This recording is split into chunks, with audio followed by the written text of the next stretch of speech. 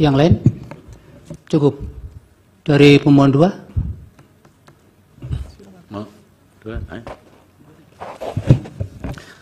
Terima kasih Yang Mulia. Pertama,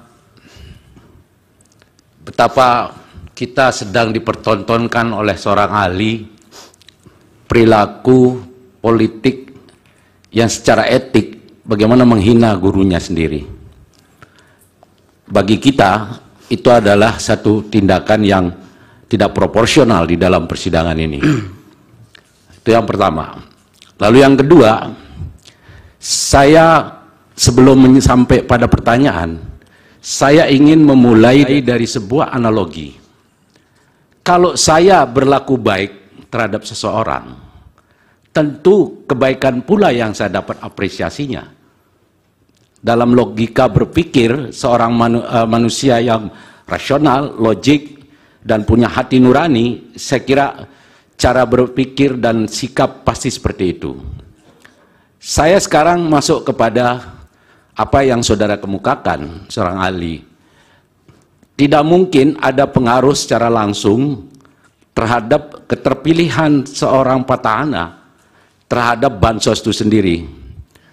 Saya mau katakan begini kepada saudara, bahwa kalau kita melihat di bulan Februari, kecenderungan bansos itu mengalami kenaikan luar biasa. Tadi sudah dikemukakan sebenarnya hampir 59 triliun yang di cover oleh alasan sebagai alasan El Nino. Padahal El Nino sendiri sudah selesai di bulan November. Nah, kemudian untuk apa dan kepentingan apa kemudian bansos itu diturunkan kepada masyarakat kalau tanpa memiliki efek elektoral terhadap kehendak yang mau dicapai oleh seorang petahana ataupun seorang Prabowo Gibran.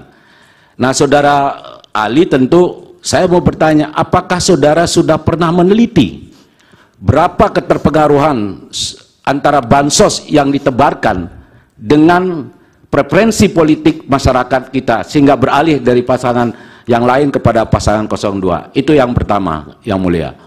Lalu yang kedua, hari ini saya juga mendengar bahwa betapa tidak logiknya seorang ahli merekonstruksi kembali hubungan kausalitas antara pemberian bansos dengan preferensi masyarakat. Saya kira sebodoh-bodoh saya, Yang Mulia, saya kalau diperlakukan baik oleh seseorang, apalagi diberi sesuatu, tentu akan saya apresiasi dengan cara yang baik. Tidak mungkin pada saat momentum di mana pemilu, orang punya pilihan, orang punya kebebasan dalam memilih, tiba-tiba diberikan sesuatu untuk dengan maksud agar orang berbuat atau tidak berbuat sesuatu terhadap sebuah pilihannya. Dan itu yang terjadi. Saudara tidak bisa menutup mata dengan hal ini. Yang kedua apa pertanyaan? Saya kira yang pertanyaan saya adalah, dari mana saudara bisa merekonstruksi sedemikian rupa sehingga saudara bisa berkesimpulan bahwa tidak ada pengaruh bansos dengan preferensi masyarakat itu sendiri. Terima kasih. Baik. Silakan. Izin bertanya saudara ahli. Jadi saudara ahli, di sini kami melihat bahwa yang mengatakan bahwa bansos itu sangat berpengaruh pada elektabilitas bukan hanya guru dari saudara, Prof. Hamdi. Tetapi di sini ada riset dari Prof. Suwarko. Pada afidavitnya pada halaman 6, Prof. Suwarko menyatakan bahwa di Indonesia, pemberian bantuan sosial merupakan strategi politik yang sangat efektif untuk memenangkan petahana, karena belum pernah sekalipun petahana yang menggunakan strategi tersebut kalah dalam pilpres. Nah, di sini ini berbeda. Jadi bukan cuma Prof. Hamdi yang mengatakan bahwa bansos itu berpengaruh, tapi dari Prof. Suwarko pun juga mengatakan begitu. Jadi tidak hanya satu ahli menyatakan begitu, saudara ahli. Yang kedua, izin saudara ahli, di sini terdapat berita dari pada tanggal 19 September, saudara ahli menyatakan supaya bisa ditangkap apa? Siap, maaf yang mulia. Pada tanggal 19 Desember, saudara ahli menyatakan mengaku bertemu dengan Presiden Joko Widodo untuk meminta izin mendukung paslon 02 atau Prabowo, di mana ya mohon maaf di sini, apakah benar-benar saudara ahli netral dalam memberikan keterangan ini? Terima kasih. Baik, dari termohon. Terima kasih majelis, saudara ahli. Kalau dalam penelitian atau hasil bacaan saudara ahli tadi mengatakan atau menyimpulkan bahwa bansos itu tidak berpengaruh terhadap elektabilitas, pertanyaan saya adalah, lalu apa faktor paling utama yang mempengaruhi elektabilitas? Dan itu bisa berdasarkan riset saudara ahli atau hasil pembacaan saudara ahli terhadap riset-riset yang ada. Saya kira itu. Terima kasih, Majelis. Dari Bawaslu, dari Hakim. Silakan saudara ahli dijawab. Terima kasih Yang Mulia. Pertanyaan pertama, apa yang menyebabkan kira-kira Pak Mahfud mendapatkan manfaat kalau berdasarkan hasil exit poll Kompas? Kalau saya tidak punya data lanjutan dari Kompas, tapi kita hanya bisa bikin hipotesis di sana. Kita harus disiplin untuk menyatakan, bahkan seorang profesional pun kalau tidak punya data jangan langsung mengklaim sebuah kejadian. Kita hanya bisa bikin hipotesis. Pertama, bantuan itu tidak dibagikan secara langsung oleh kandidat. Yang kedua, ya, bantuan-bantuan langsung, ya, ini hipotesis. Bantuan-bantuan langsung, kan bantuan-bantuan langsung yang banyak itu kan sebagian besar di tangannya Kementerian Sosial. Bisa saja sebagian, ini kan kecil, 17 ke 22, di antara 26% itu kira-kira sekitar 1,5% orang. Secara absolut itu 1,5% orang. Ya, secara absolut itu 1,5% orang, tapi mungkin saja mereka beranggapan bahwa ini digelontorkan oleh Kementerian Sosial, yang menterinya juga berasal dari partai yang sama. Itu pun pengaruhnya secara absolut kecil. Tapi dapat keuntungan. Ya, dapat keuntungan. Jadi itu hipotesis kita. Tapi tolong dihubungkan antara hubungan dengan pengaruh. Sekali lagi saya tadi kasih contoh antara hubungan dengan pengaruh dengan cara naik kereta tadi. Saya dengan Prof. Yusril bisa saja naik kereta yang sama, tapi kita naik kereta bukan dipengaruhi satu sama lain, karena kita punya kebutuhan masing-masing. Saya turun di Cirebon, Prof. Yusril turun di Surabaya, bukan karena saya turun di Cirebon, beliau turun di Surabaya. Hanya punya hubungan saya sampai di Cirebon, tidak ada pengaruh apa-apa. Bisa jadi seperti itu antara hubungan dengan pengaruh. Kalau yang untuk lain-lainnya menurut saya, bantuan El Nino, bantuan 50% subsidi BBM dan segala macam, seberapa besar pengaruhnya terhadap petahana? Untuk menjamin objektivitas, saya dari tadi tidak pernah menggunakan data riset saya sendiri. Saya gunakan data riset orang yang kalau kita duduk bersama-sama tidak mungkin dibaca dengan cara yang lain. Tidak mungkin dibaca dengan cara yang lain.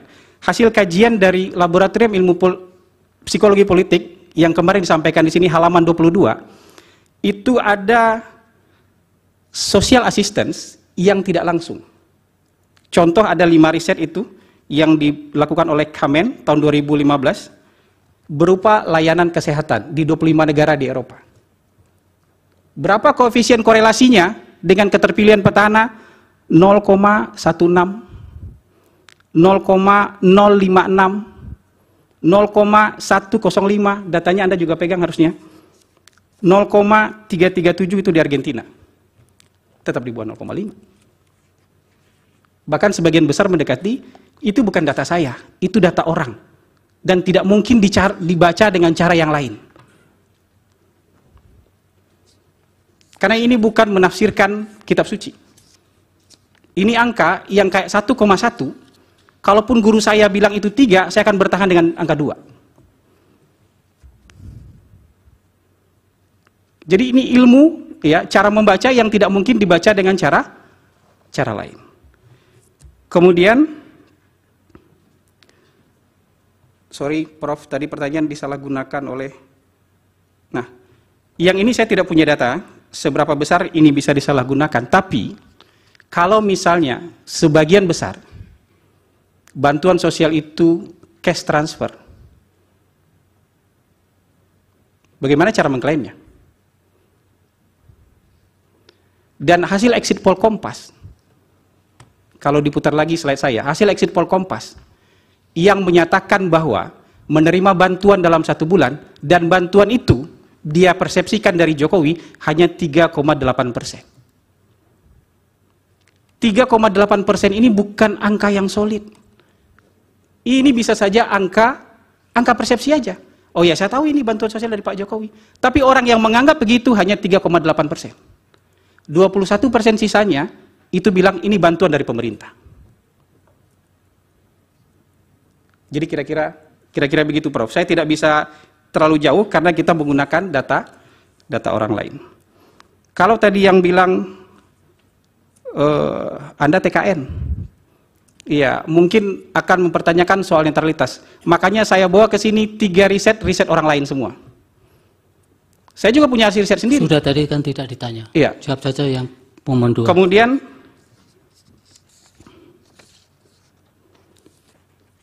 ini soal mazhab aja, pertanyaan dari penasihat dari 03 tadi. Ke pemohon 2.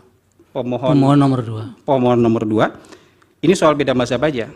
Kalau saya sudah membuktikan berkali-kali bahwa bantuan sosial tidak berhubungan dengan, ini professional judgment saya, tidak berhubungan, bukan tidak berpengaruh lagi, tidak berhubungan dengan keterpilihan kandidat. Kalau soal masa iya orang baik kita tidak balas, itu soal perasaan. Saya tidak bisa tuangkan perasaan itu ke dalam angka kalau tidak disurvei dulu.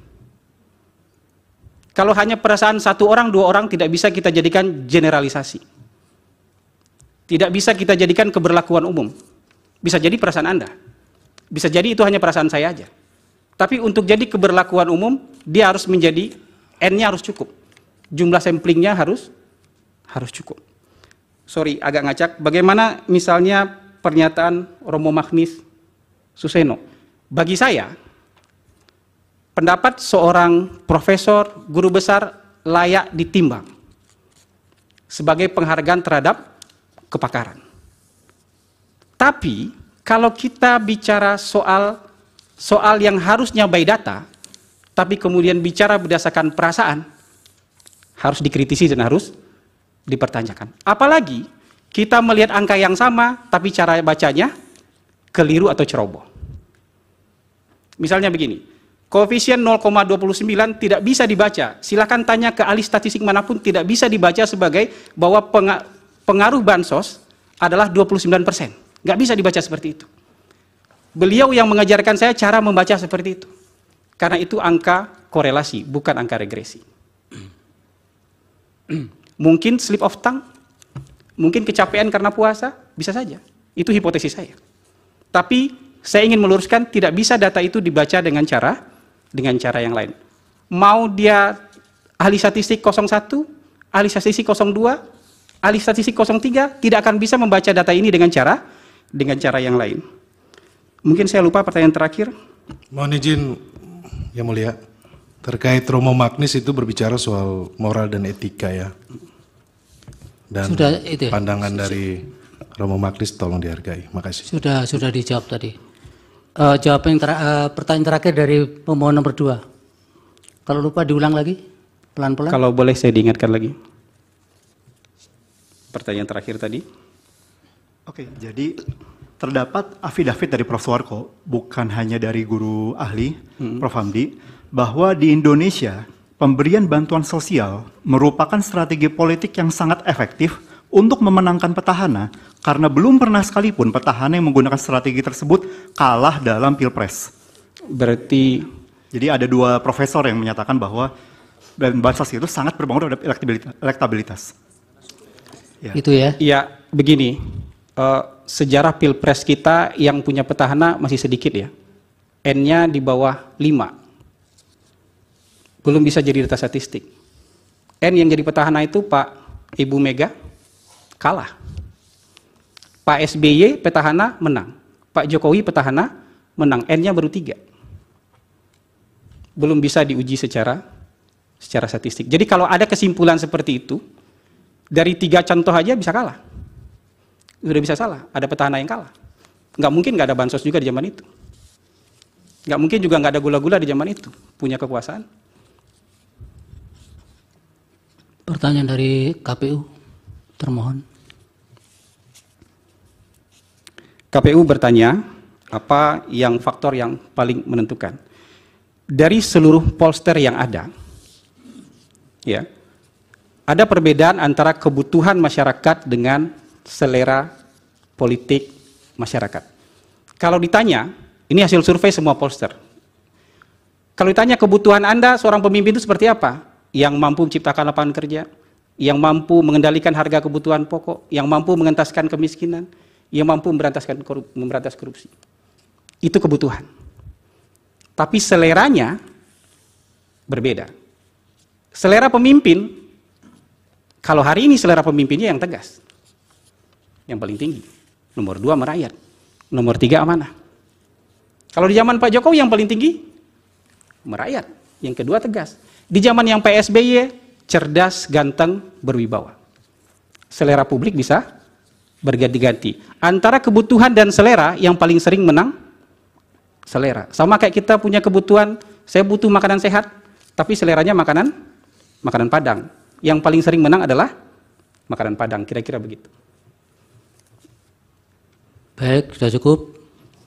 Terima kasih keterangannya. Terima kasih. Mudah-mudahan bermanfaat untuk pertimbangan putusan ini.